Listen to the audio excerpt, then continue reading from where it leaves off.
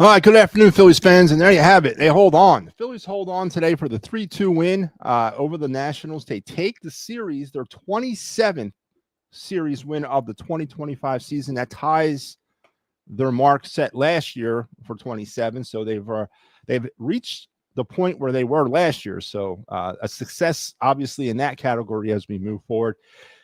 There's a lot to kind of take from this game. A lot of good, bad, ugly. Obviously, Ranger Suarez is the number one good point that I think we're going to break down today. Suarez pitched 7 very strong, effective innings, only gave up 3 hits, no runs, none of them earned, set a new career high in 11 strikeouts, and 90 pitches through those 7 innings, which I'll take. I'll absolutely take. And not to mention another performance by a Phillies pitcher to sort of assuage our feelings about how we are feeling about the Zach Wheeler situation. And how can you not feel optimistic after this weekend with our starting pitching efforts over the Nationals? Yeah, I mean, can you take something from the fact that it was the Nationals? Possibly. But they still got to go out there and try to deliver. It was Nola who got rocked by the Nationals last week. So I got to pull some positives out of anything I can. And Suarez was definitely top of my list of positives in this game. 7 very strong innings for Ranger and helping the Phillies hang on to that 3-2 win. Got a little hairy at the end. Jose Alvarado comes in, and I don't know what the hell he was doing. Walks 2, loads the bases. But Tanner Banks comes out and pitches out of the jam, gives up just the 1 run, and then Kirkery in the 9th with the home run, making it even more interesting, but they find a way to hold it down, and he gets credit for the save. 3-2 over the Nationals. So Jose Perez says, we sitting comfortable with the lead in the standings heading into tomorrow to face those Mets. Yeah, but 7 games left, head-to-head with the Mets. 3 of them tomorrow, and then 4 next week here at the bank. It's not over. It ain't over yet. And we as Phillies fans should know this more than anybody. You know, this thing can change on a dime, and it goes week to week sometimes with this team. It goes game to game a lot of times with this team. So, but they are putting themselves in the best possible position heading up against a Mets team that's reeling a little bit right now in terms of everything that's going on with them. But the Phillies have an opportunity in front of them right now. If they could sweep the Mets, that would that would probably close the division down. That would probably be the defining moment that we could probably not to say exhale, not take a foot off the brake, but start looking out at, okay, phase 1 complete, division championship. Now we got to look at maybe getting that number 1 overall seed in the National League. But the Mets also have an opportunity come Monday, and that is to get back in this thing. And I'm sure they're looking at it the same way as the Phillies are. And I hope the Phillies, and I know Rob Thompson, we've talked about this all the time. And Rob Thompson doesn't seem to have that extra gear in terms of he goes out with every game like it's the same game. It's whatever of the part of the season. But this has got to have a playoff vibe. This series coming up against the Mets. This has got to have the Phillies got to attack this series with playoff intensity because this does have playoff ramifications. This is one opportunity that you have right now in front of you to handle your own business, to really take a stranglehold on the NL East. And the Phillies got to go into that series with that mindset, and they got to play it like it's a playoff series. I firmly believe that, because if you muck around or if you met around and you let the Mets climb back into this thing, then we got a whole other new ball game. So this is an opportunity Monday and next week, Monday first, to go up to New York and really kind of close business. But before we get to New York, we got to get through this game. So let me get going through this thing here. Good win. Love the small ball today. Good win, Joe. But what's up with the 3 runs early on and nothing after that? That's some of the old Phillies cropping back into things. Yeah, it was a good win. They used all fields. Rafael Marchand, player of the game honors. I'm going to get to my Marchand comment here in a minute, but using all the fields himself, finding ways to get runs in. 3 RBIs on the day accounted for all the Phillies runs. But there is something to be said about the fact that the Phillies could not score any runs late or midpoint of this game. That can't happen in the playoffs, goddammit. All right, we need to be able to spread some runs out. Phillies had an opportunity in the 6th. Alec Bohm with a runner in scoring position strikes out. Can't have that, man. You can't have that. So, the good of Ranger Suarez is tempered once again by the bad, in my opinion, of not being able to score more runs throughout this game and getting all the runs early and holding on for dear life. And then you got the pitching today. You did. But what happens if they didn't get the pitching today? We lose this game like 8-3. So yeah, I mean, we played small ball, but we gotta be more consistent with putting runners across. 7 games up currently. Mickey says, hi, everybody. Jose scared me. Oh, Lord. The bank is going to be rocky when the Mets come to town. Yes, it's going to be really good. Obviously, it's, again, playoff atmosphere. It should be.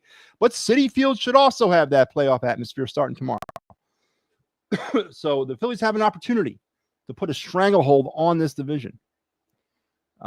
Thank you to Banks. Yeah, Tanner Banks. I guess not enough credit can be given to Tanner Banks for working out of that no out bases loaded jam and only giving up the 1 run. I'll take it. As Jose Alvarado came in, and I don't know. I honestly don't know what he was doing. What was Jose Alvarado doing out there? It was all over the place. 2 walks. Yeah, I don't know. Great question, Joe. As I'm about to answer it, is it something to do? And I said this when he came back. Now that he's not juicing, is his body changing? Has he lost that half millimeter off that fastball? Has he lost that half millimeter off that sweeper? I don't know. I mean, that's an interesting question that needs to probably be asked. Was the juice, and I call it juice, I don't obviously know, he was taking some sort of pill, I guess, but was the juice, giving him that extra little oomph on those fastballs? And now that juice is gone, is that oomph gone as well? It's been a real mixed bag with Jose Alvarado since he's been back. And Mickey says, hi, Jose. He's going to be there Tuesday. You're going to be at Citi Field on Tuesday, Joe Hale? Or are you going to be in Philadelphia when they play them on, well, they don't play them on a Tuesday, do they? No, I imagine you're going to be there on September 9th, Tuesday, right? I mean, unless you're going to Citi Field. Good man if you are. You couldn't pay me enough to go to Citi Field. But Joe Hale's getting ready to go to one of those games, either be the one in Citi Field on Tuesday or the one at the bank. But I'm sure it's the one at the bank.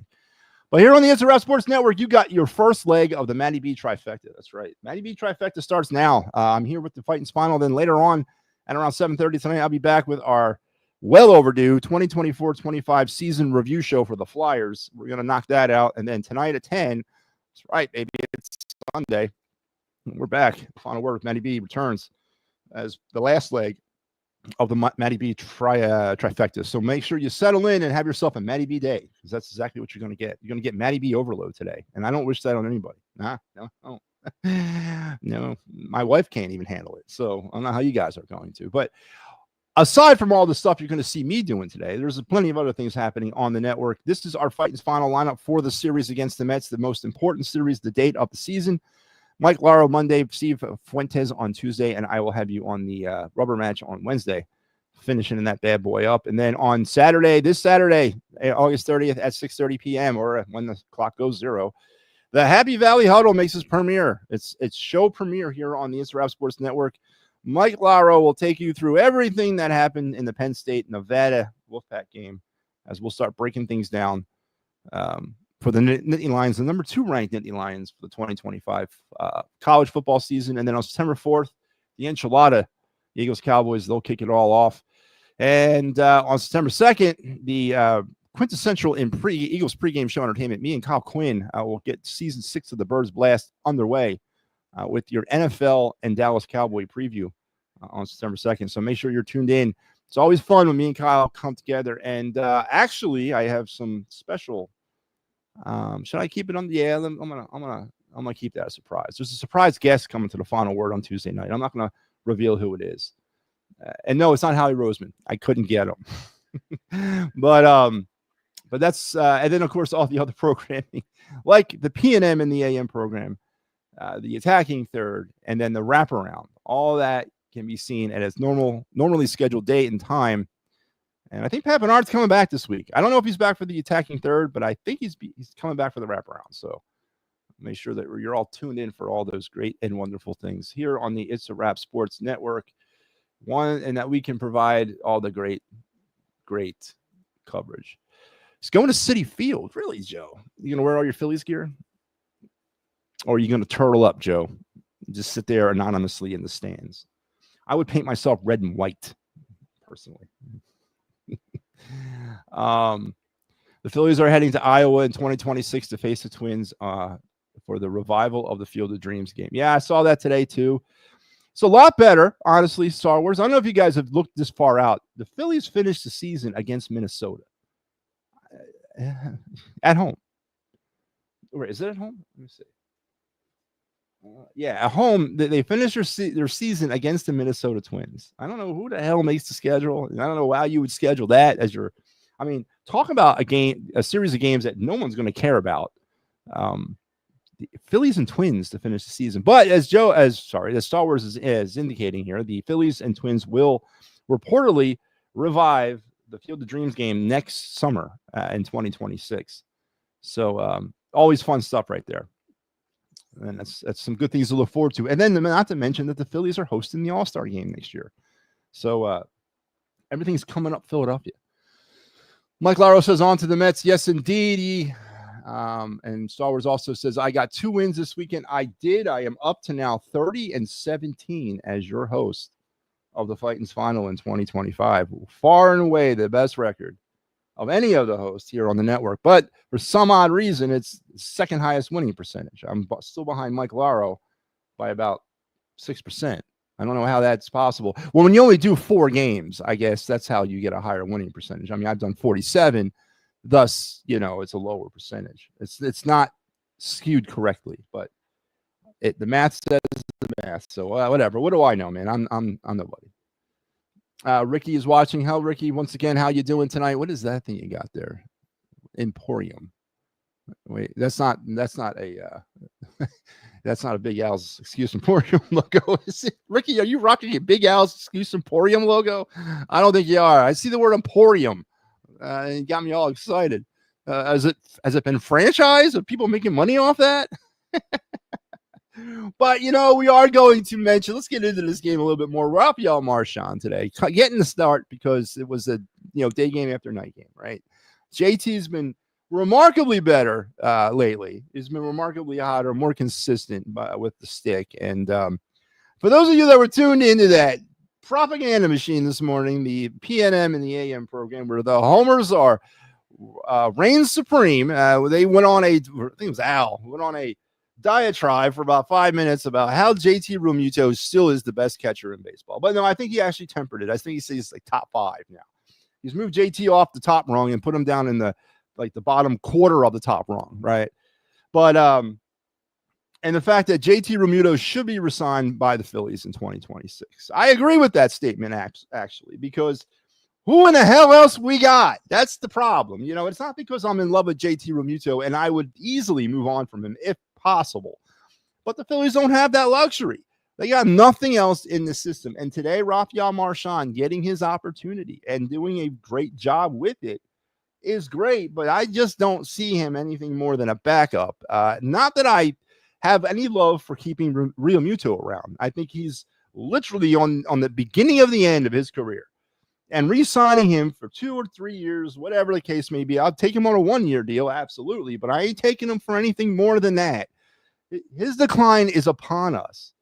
And everyone, it's funny with the homers, man. They want to get on their hills too. And they claim that I have hills that I go up and die on. I do. But they don't want to be put in the same bubble as me. And they're on the same bubble. They get up on a JT Realmuto BCIB hill. It's probably one of the stupidest hills that you want to climb. I don't doubt the fact that the guy is top 10 in Major League Baseball. I don't doubt that. Defensively, offensively, and the intangible part of it too. Not many people understand the intricacies of catching in the Major League level or catcher in general, the position. It's a hard position. You are literally the quarterback of the defense.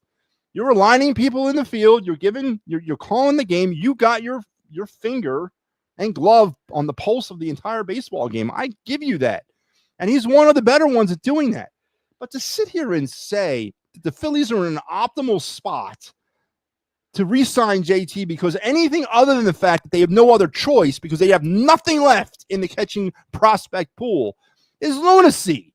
It's homer lunacy is what it is. JT Realmuto's best days are behind him. And that's not me. That's Father Time, man. Mother Nature. They're undefeated. There's nothing you can do about that. All the negativity that I can spew ain't going to stop that, right? Is he good for what he is now? Yes. Is he good for what we would need for next year? Yes, because we don't have anything else.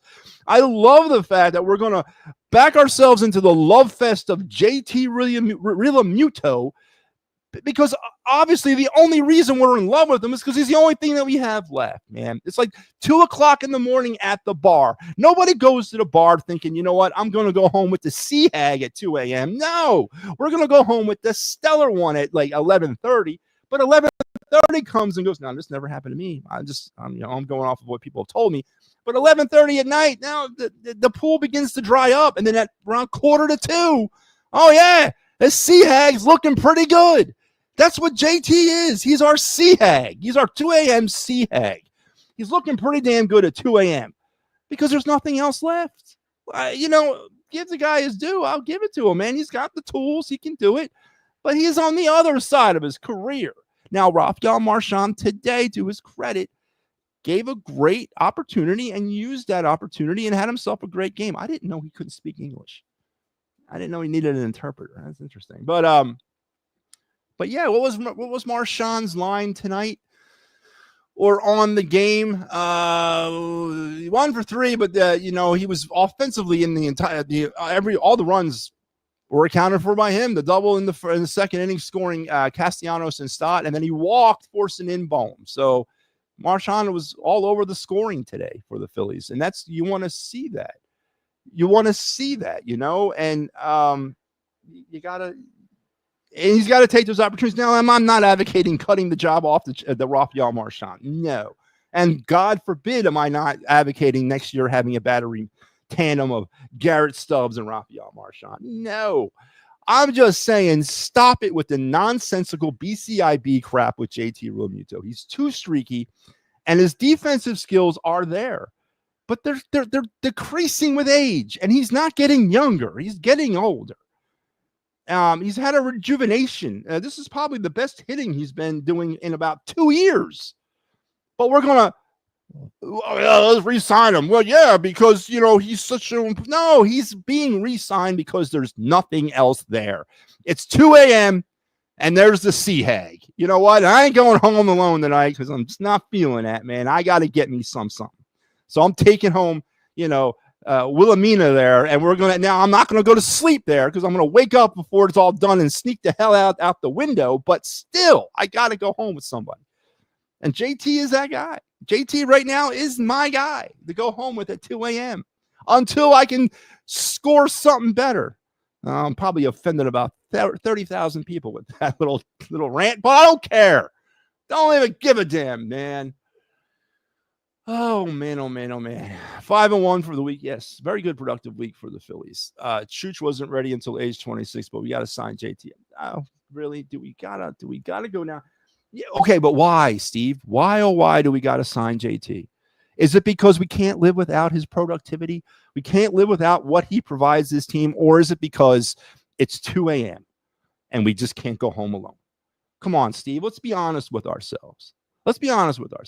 All right. Again, I'm not saying you shouldn't. I'm not, because again, there's just nothing else there.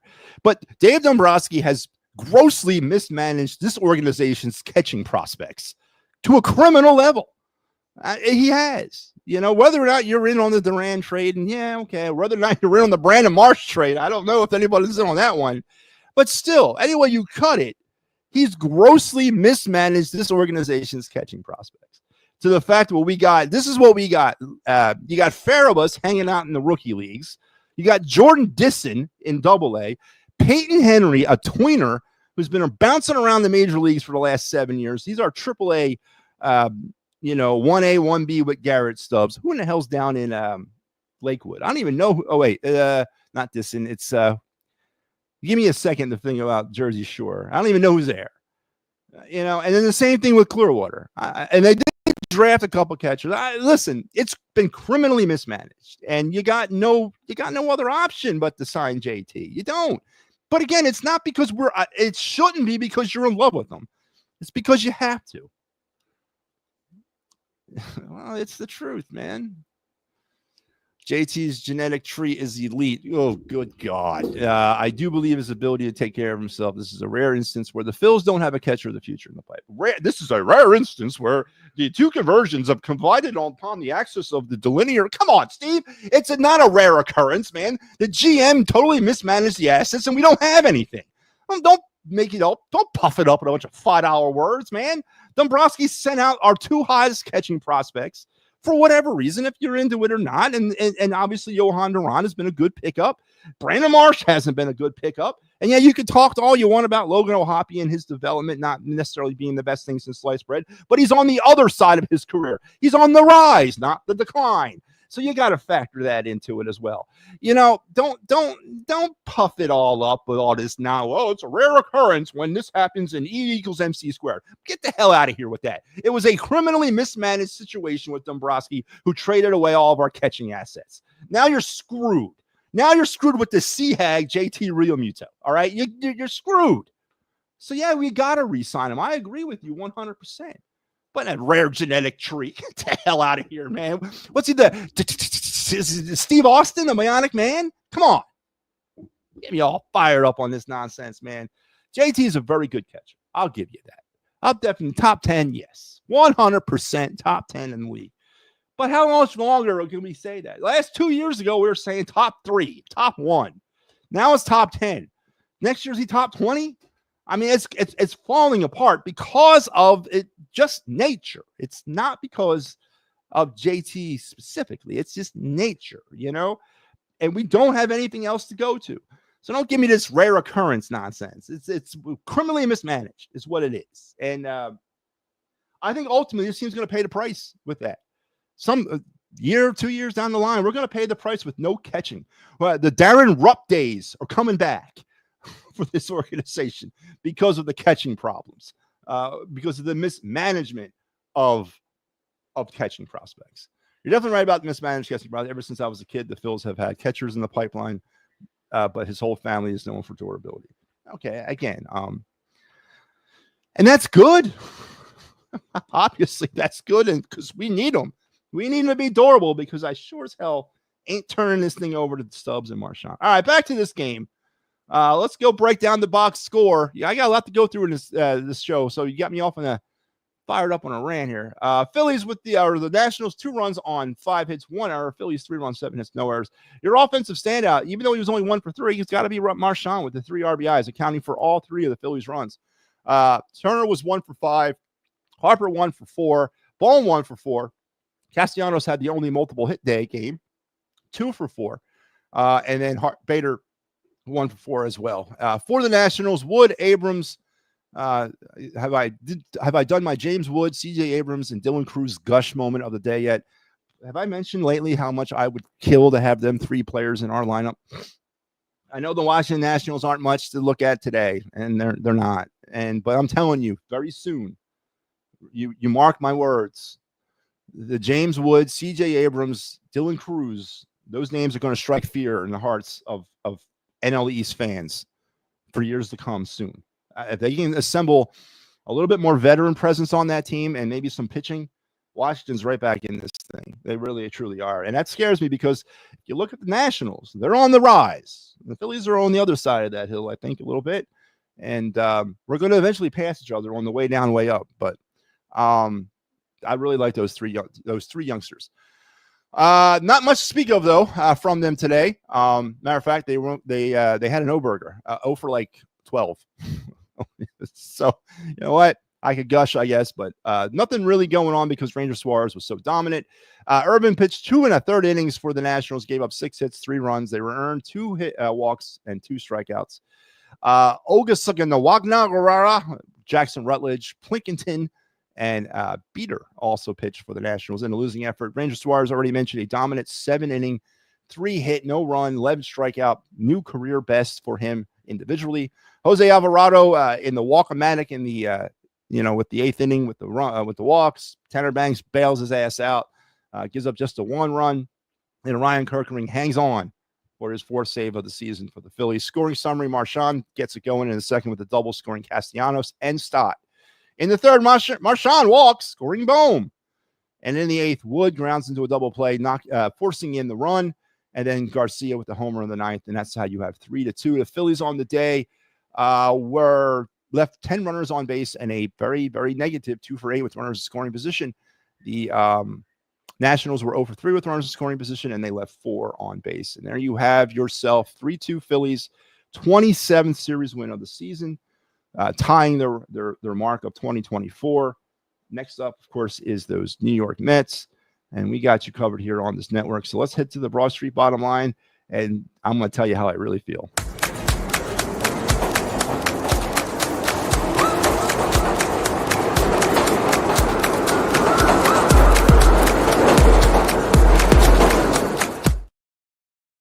All right, the Broad Street bottom line on the It's a Wrap Sports Network, brought to you by the good folks that bring the birds fly by. Eagles Cowboys kicks it all off Thursday, September 4th. They raise the banner at the link as the Eagles will begin their hunt for the Eagle Dynasty. That's my Eagles saying for the season. It's the hunt for the Eagle Dynasty as it begins on Thursday, September 4th. Less than 2 friggin' weeks, man. Wall Street bottom line, this game, simply put, another statement pitching performance by an erratic pitcher who's had his ups and downs all season. It's been the theme all weekend. We've gotten very, very competent starting pitching, and this is what you want to hear from on the heels of the Zach Wheeler gut punch news that he's going to be gone until essentially spring training next year, dealing with thoracic outlet syndrome. Is that what it's called? I don't want to disrespect it. Is that what it's called? Outlet outage, output. I'm sorry. I don't know. I don't remember it. But the blood clot thing, he's going to be dealing with that. So he's getting that surgery. He's going to be out for 6 to 8 months. And posted a nice little thank you to all the fans today there on social media. Zach Wheeler did, showing the class that he is. Now, the Zach Wheeler situation and what he's going to be like in 26, it's a conversation for a whole other day. But going forward, as I mentioned last night on this very program, the Phillies have 2 options. They can either, take their ball and go home and say, well, we'll see you in 26 when we're all healthy, or they can continue to find someone to motor through and to push it through. And they found that person yet again today in the form of Ranger Suarez. 11 strikeouts, a career best for him, a very solid outing in a game. Again, we can him and haul about the Nationals all you want. Yeah, it's true. But we saw Nola get lit up by the Nationals last week, so I'm going to take it here. And the Phillies needed this. They needed this series win. They needed the starting pitching performances. Like I said last night, I didn't care, honestly, if it was a win or a loss. I just wanted to see a good performance by Aaron Nola.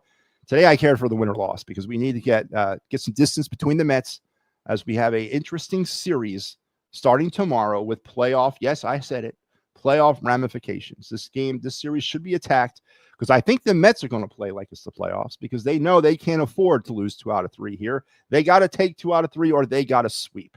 Or they know that they're on death's door when it comes to the NL East. So they're going to probably attack this thing like it's the last games of their lives. The Phillies need to do the same because they have an opportunity to put some distance between them and the Mets and essentially close the division down with the series sweep. So seeing another bona fide depth-loving starting pitching attempt by the Phillies tonight, Ranger Suarez this time, the recipient of that, makes my heart feel good. And obviously, he is my Broad Street bottom line. And I think that the Broad Street bottom line going forth through the rest of this season, at least, is going to be gauging whether or not we have enough starting pitching without Zach Wheeler. That's the main question heading in now as we move down the stretch. And unfortunately, the offense is going to get put on the back burner. It shouldn't. Because I think I never did not think we had enough starting pitching. I still think we have enough. But they got to perform. And today they once again came out and answered the bell. So Ranger Suarez is my Broad Street bottom line. Let's go around the bases.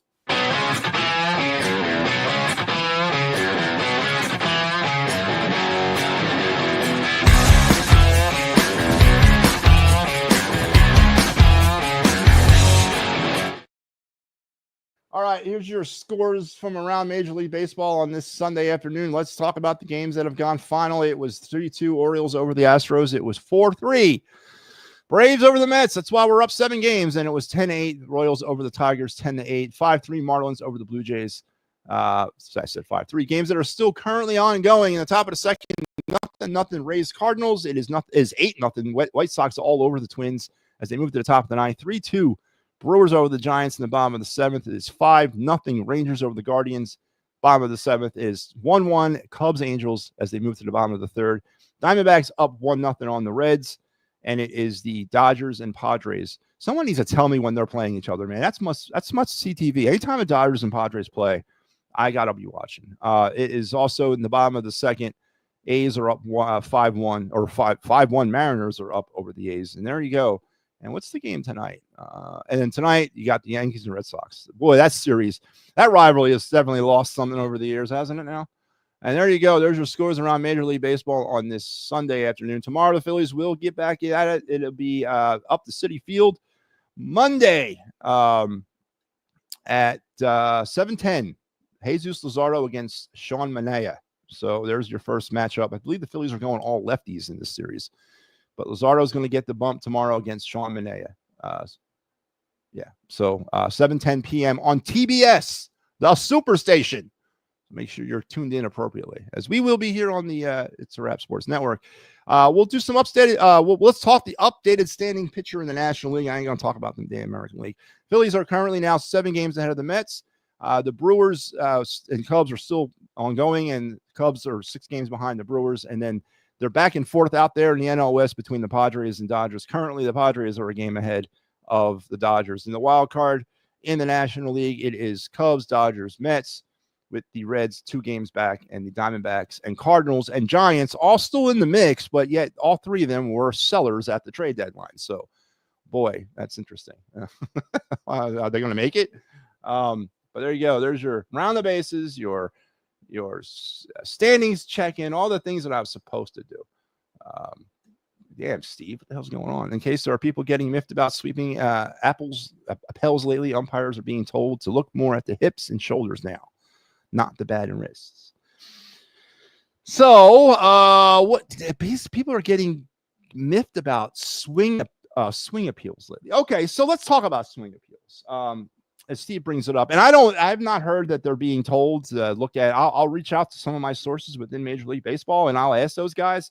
The last I heard, it was we're never looking. I know I don't look at bat and wrists. Oh, for swing appeals. So.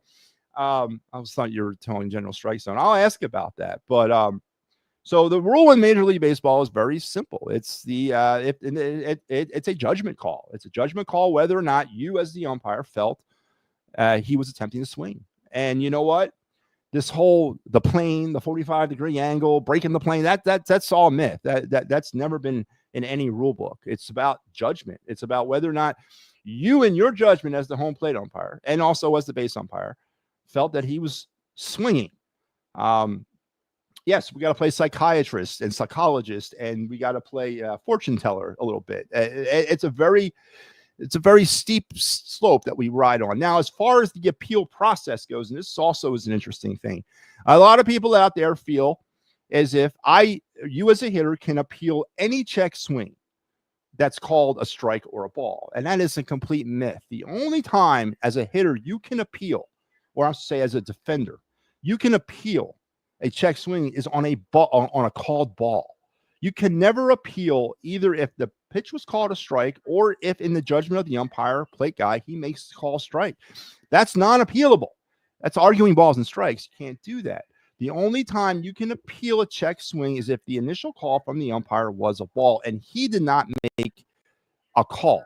Like if I say it's a swing behind the plate, you can't point down to first base as the catcher and say, hey, check it. No. First of all, you can never directly appeal to the base umpire. You got to appeal to the plate umpire to check it. That's who you appeal to. And then that plate umpire, once again, in his judgment, decides, okay, you know what? Maybe I do need some help. Let me point my left hand down to first base or my left hand down to third base. But never, ever can you appeal a called strike, either on a check swing or a pitched called strike. So as far as the latitude of how they're calling check strikes or check swings, don't deviate from what the rule says. It's a judgment call. There is no plane, no angle, breaking the plate, none of that nonsense. It's a judgment call whether or not the umpire thinks the act of a swing was occurring and he stopped. That's the bottom line. That's That's what people forget. They seem to forget that. But Steve Jelt's stat. I had to think hard, but honestly, has he ever been a Philly catch with RBI from both sides of the plate in the same? I don't think so. I've never seen that. Have you? Steve Jelt's. I had to think hard, but honestly, has there ever been a Phil's catch with an RBI from both sides of the plate? Why do we call that the Steve Jelt's stat? But I don't think there has been.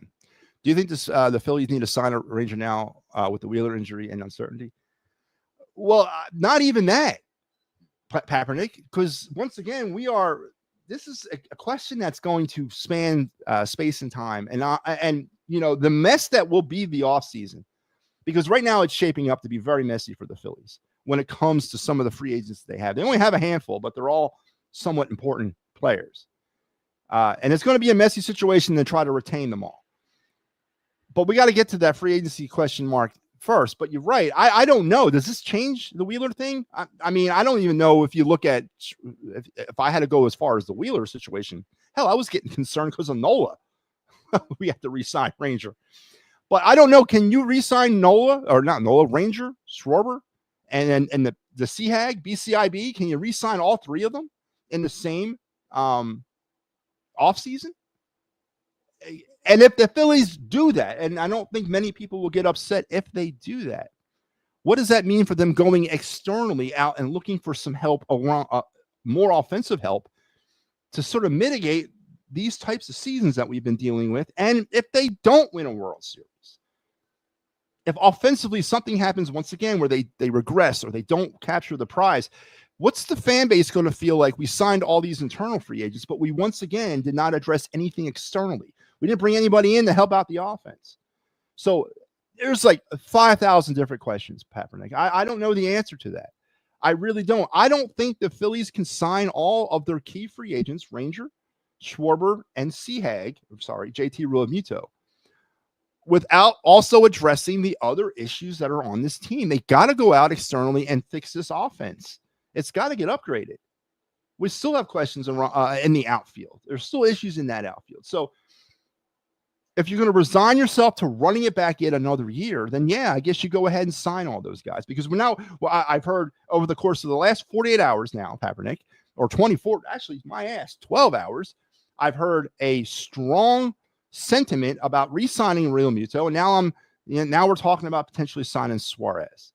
So that means all three of them now need to get re-signed, with Schwarber already being part of that mix.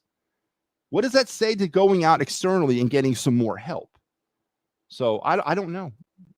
I do, however, need to give Dave Dombrowski some credit for Banks. Bill Berlola was a Cesar Hernandez prospect. I was unhappy he was traded, but Banks is working out. I was always on board with Banks. You can never have enough of those long middle relief kind of types of guys, as long as you keep them in their wheelhouse. I was definitely on board with the Banks trade, and I've always I'm a fan of Tanner Banks. Berlola, yeah, he was a commodity for this team. Wasn't he a shortstop? We had kind of a cloggy infield right now. Dependable right-hand starter and dependable left-hand reliever. Inconsistencies are my concerns, but Banks at least is doing a little bit more soothing with those concerns. Yeah, I agree. Wheeler Walker is Wednesday. Yep, Taijuan Walker will pitch on Wednesday. And then who had this on their damn bingo card in 2025? Taijuan Walker, savior of the rotation. I mean, it will go a long way if Taijuan Walker can figure out how to stay consistent and be that fifth starter for the rest of the season, and then be that option in the bullpen come playoff time. It's going to go a long way in kind of easing the Zach Wheeler thing if we can rely on Taijuan Walker to go out every fifth day and pitch 5 decent innings. That's all I'm asking for $18 million a year. I'm in the wrong business. So, but who had that on their goddamn bingo card? Sam Howell is not a guy Eagles need. Well, Howie Roseman thinks there is. Sam Howell, the journeyman former starter, is now a former Viking, is now an Eagle. Howie Roseman pulled the trigger this morning on a trade that sent 2 draft picks, a 2026 6th and 7th round pick, to Minnesota for Sam Howell, who will probably, he's the backup quarterback, right? I mean, Sam Howell's not going to be your third stringer. Obviously, adios to DTR and adios to Kyle McCord and Tanner McKee is whatever he is. I think the NCAA is the only league with hard and fast rules about check swings. I disagree. No. It's the same in the NCAA rulebook. It's the same thing. I mean, I can double check it, but not right now. I will when I go off the air, but I don't think it is.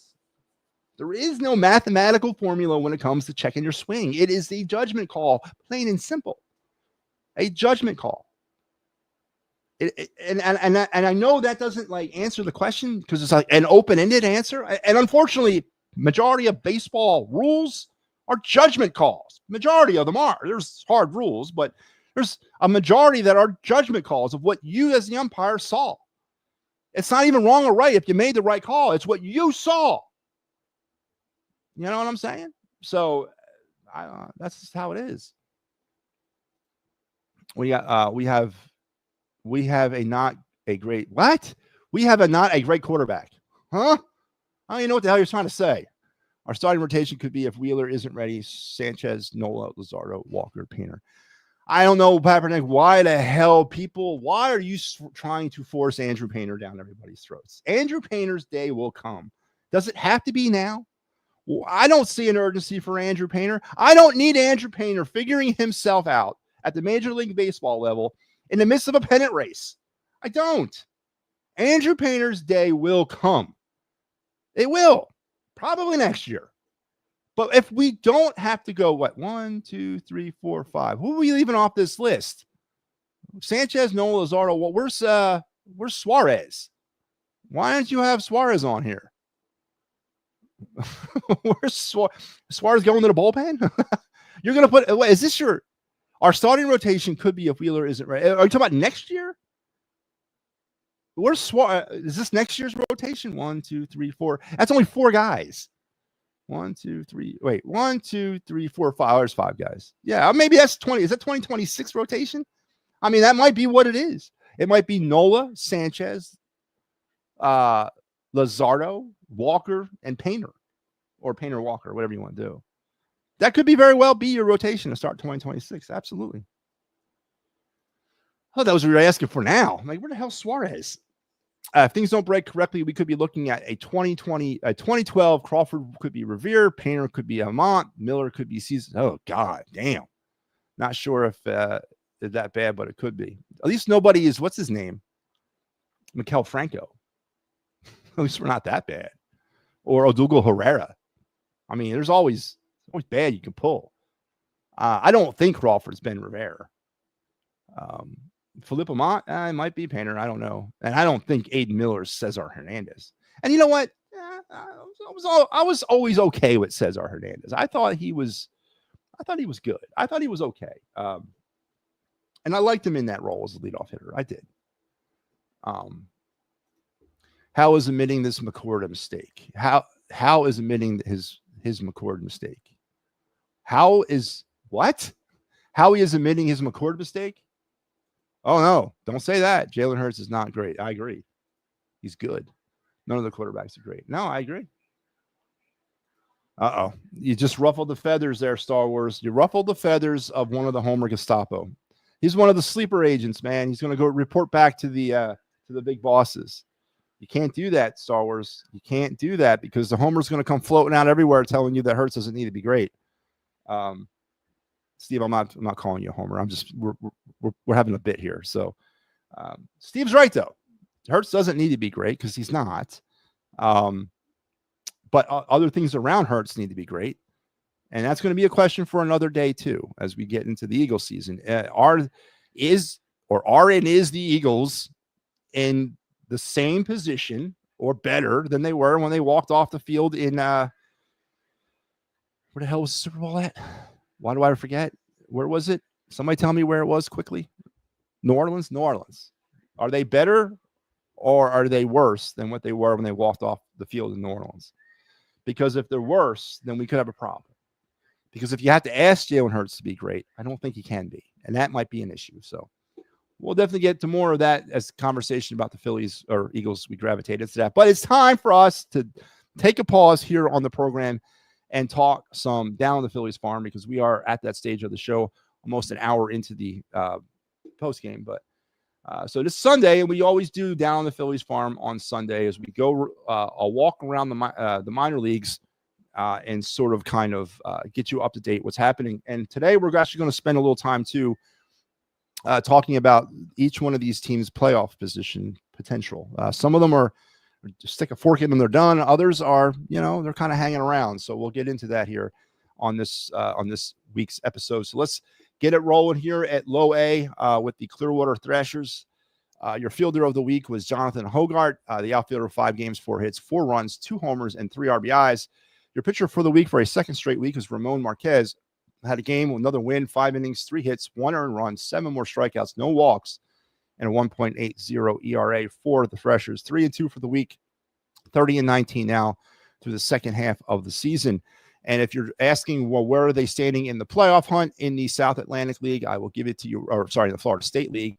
They are currently a game and a half behind Lakeland, who's also the first half Florida State League Western Division champions. So by virtue of the rule, if the season were to end today, the Clearwater Thrashers would be in the playoffs because the Lakeland team can't win it both halves. You got to have a different team at each half to win. So it would be Lakeland versus Clearwater in the West, and it would be Port St. Lucie versus Daytona in the East. And then the winner of that would play each other for the Florida State Championship. So Bradenton, which is the team behind Clearwater, is 5.5 games back of the Thrashers. So it looks pretty good that the Clearwater Thrashers may make their way into the Florida State League Western Division playoffs against Lakeland. So they're kind of in the driver's seat right now. So that's a good thing if you're looking to get those high A or low A baseball tickets to watch playoff baseball. Moving on up the Jersey Shore. Another pretty, interesting development happening. Your fielder of the week for the Blue Claws was Raylan Heredia. 4 games, 3 hits, 2 runs, a homer, and 4 RBIs. And your pitcher of the week, back to where he belongs. I haven't talked about him lately. One of the higher touted prospects still remaining on the Phillies rosters, Mavis Graves. He had a game, a win, 5 innings pitched, 2 hits, no earned runs, 7 strikeouts, 3 walks, and 0.00 ERA. The Blue Claws were 2-2 on the week and 27-19 so far through the second half of the season. Now, these stats are pulled from Sunday through Friday. That's when I pulled the stats from. I did not factor in yesterday's games. So these are from Sunday, this past Sunday, a week ago from today, and Friday. So that's why some of these teams have only played 4, some have played 5. Typically, they play 6, but that's why it's kind of looking like that. So far, for the Jersey Shore Blue Claws, let's take a look at where they sit there in the South Atlantic League. In South Atlantic League play, Jersey Shore is currently in 3rd place in the second half of the South Atlantic League North. 6.5 games back behind Greensboro. I don't know, man. It's looking like an outside chance. There's still a mathematical opportunity for the Blue Claws to get in, but they're going to have to start getting on a stick here. We got to get going. They're running out of time. The Brooklyn Cyclones, the Mets High A affiliate, is the first half South Atlantic League North champions. So the winner of the second half would play them. So it's not looking too good, but there's still a chance for Lakewood to make a move here. Or sorry, Jersey Shore. I keep going back to Lakewood. Moving on to Double A. This is not too good. The Fightins, Nick Dunn, the journeyman tweener, is your player of the week, 3rd baseman for 3 games, 4 hits, 3 runs, 2 hits, and 6 RBIs. And your pitcher of the week, once again, we talked about him quite a bit this year. Esteban Jimenez, 1 game, a win, 6 innings pitched, 4 hits, no earned runs, 8 strikeouts, 1 walk, and a 0.00 ERA. For the young Jimenez. It's about the 7th time we've profiled him on the pitcher of the week for the Reading throughout. He was actually started the season in Jersey Shore. 22-28 are the Fightins on the second half right now in the Eastern League where they reside in Double A. They are 10.5 games out of first place, which essentially Binghamton, which is the Mets, God damn it, Double A affiliate. They are the first half divisional champions. So they are currently in first place in the second half, so they can't win it twice.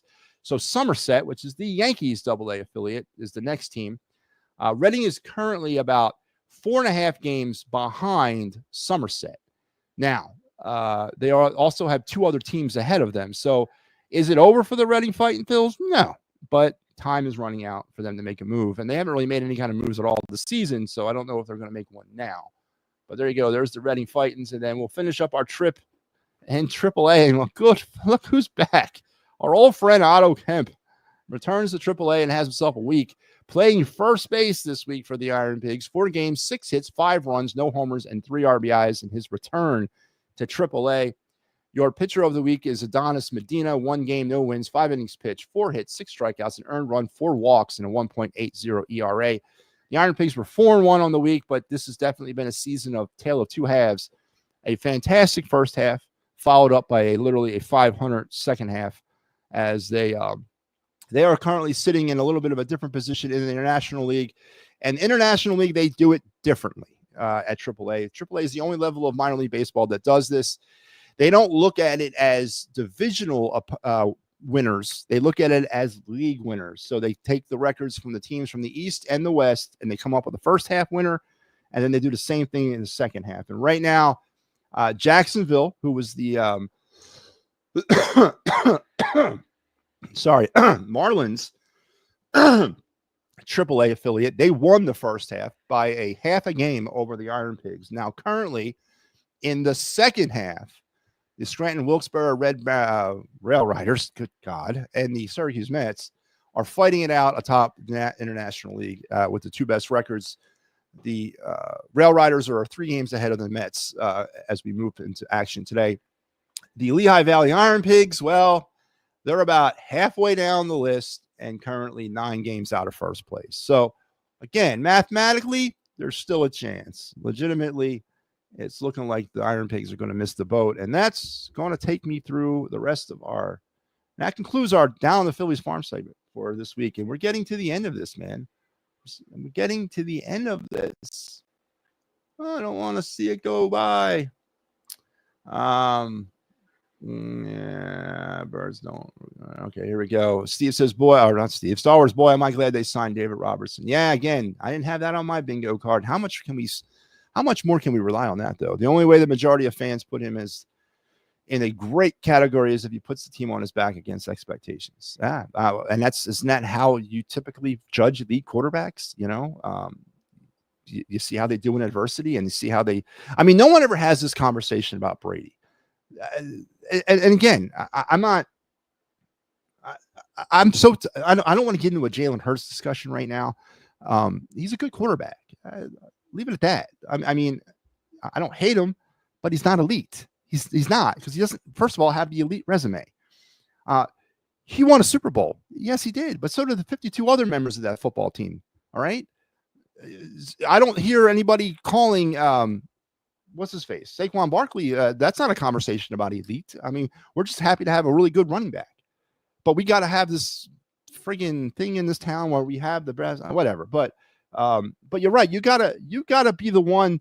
You gotta be the reason as the quarterback that you're winning. And Jalen Hurts was not the reason why the Eagles won the Super Bowl. No, he was not. It was part of the reason, but he wasn't the reason. He did not lead this team through the gates of hell into a Super Bowl championship. No, he benefited from the play of Saquon Barkley and the defense, as the rest of the team did. He's a good quarterback. Are they starting out Gage Wood? No, they are not, Steve. As I did a report, I checked in on this earlier in the week. Gage Wood is currently rostered by the FCL Phillies. He is currently rostered in rookie leagues. Now, the rookie leagues have ceased playing since about the end of July. They're no longer playing in their season, but they still have workouts. They still have simulated games. They still have evaluations going on down there. And I'm sure they have inter-squad stuff and what have you, but he is not rostered by anybody but the FCL Phillies. Again, that was earlier this week. I don't think things have changed. Matter of fact, I think there was only 3 draft picks out of the 20 the Phillies selected, or I should say 3 out of, so the Phillies selected 20. They signed 19. 3 of them started their seasons at Clearwater. The rest are rostered by the FCL Phillies, and Gage Wood is one of the rest.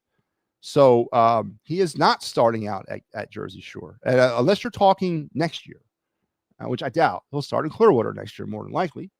But currently, Gage Wood is a rostered member of the FCL Phillies. Walker is not great. He's good. Are we talking about Taiwan Walker? No, Lower Walker, not great. What are we talking about? Home run Crawford, 5. You guys are talking Crawford with a little more. Yes, he's, the Justin Crawford thing. Again, it's a story for it's definitely going to make great off-season talk. I mean, it's going to fill up those lonely, cold winter nights about what the hell, why Justin Crawford was never given an opportunity with this team this year, and why Brandon Marsh was continuously given an opportunity. It's going to definitely fill up the winter nights answering the ops call. What does that mean? Our buddy Jake Wasserpack is back, traded for that loser Aaron Love. Jesus, man, Steve all over this stuff, man. Boy, that's very strange to be on the FCL. Again, I hate to say this, Steve, but yes, the hero of the College World Series, pitching a no-hitter and what have you. I got it, but it's pro ball. I'm sure there's a lot of things that they were looking at Gage Wood and said, yes, we like what you do, but we're going to teach you how to do it differently. Because now you're a pro, and now you can't beat everybody with gas. You can't beat everybody with heat. You got to work pitches. We got to build you into a professional pitcher. I don't know if you want to talk reliever or whatever he is, but yeah, he is currently rostered by the FCL Phillies. I know there was a swath of lunatics out there who thought for some reason Gage Wood was going to factor into the Phillies offseason plans. I wasn't one of those people. Not to mention the fact that Gage Wood's been playing hardcore since February. That's when the college baseball season starts. So you're going to make this kid pitch for 10 months at high levels and expect him to be good come the postseason? Oh, man. We did sign. Yes, we did. We did sign Gage Wood.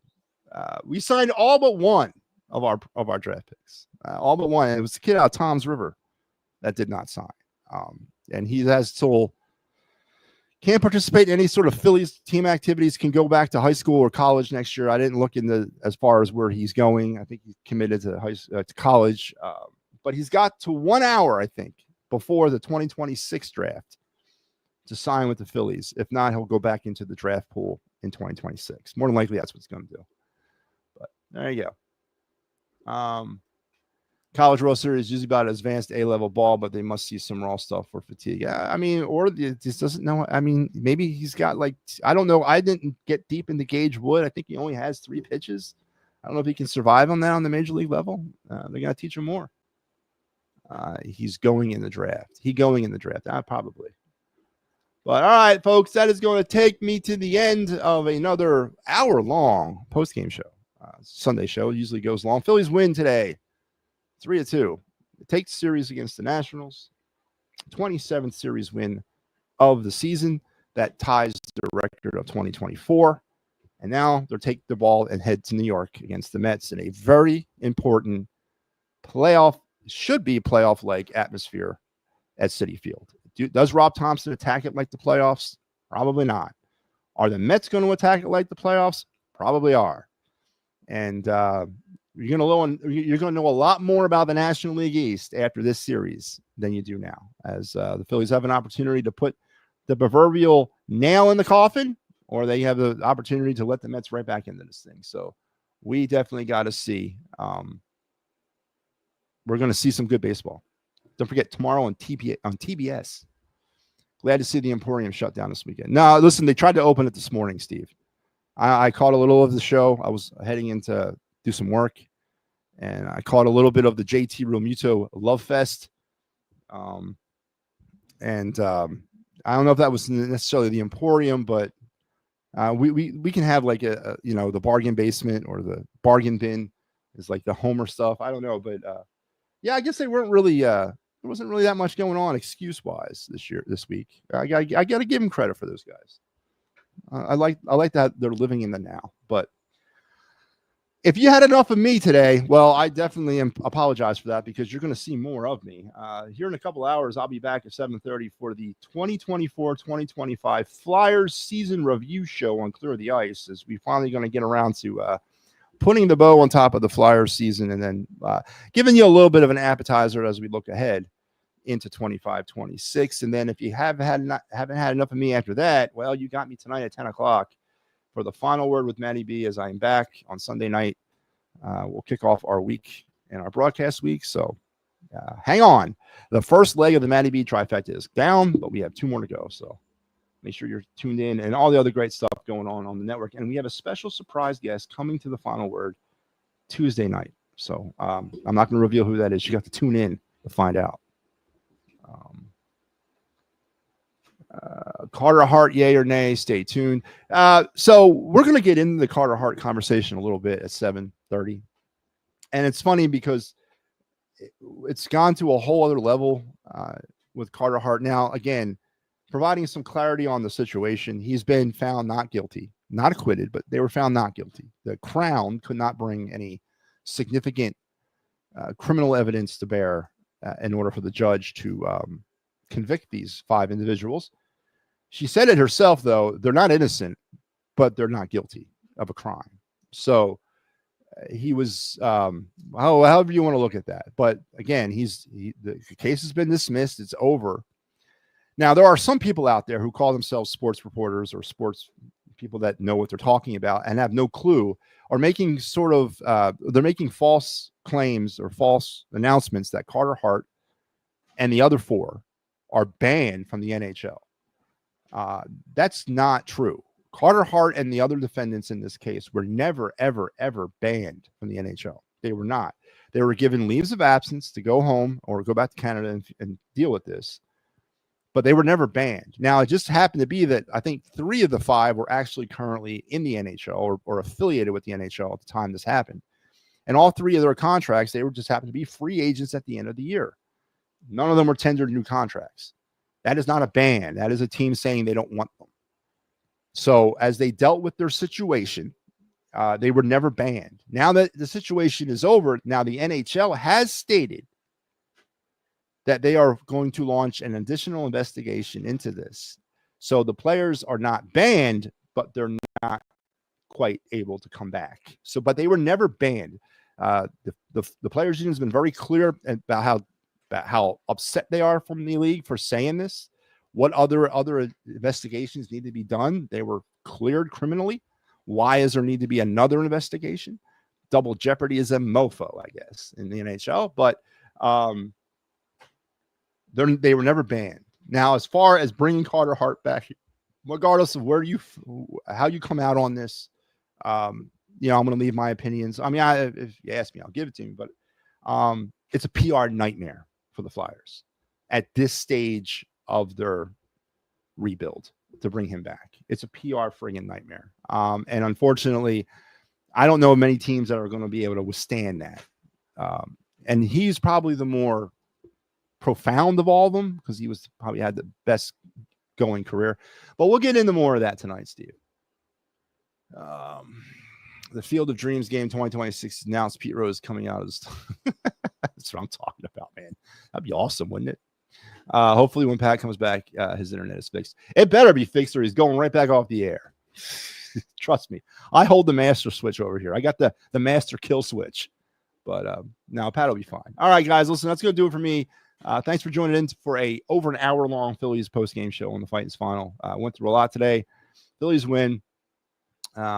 Take the series. Moving on to New York. And I'll see you guys in a few hours on the Flyers season review show. So make sure you're tuned back in. And before I go, though, I got to hear from Harry the K. Come on, help me out, man. What you got? He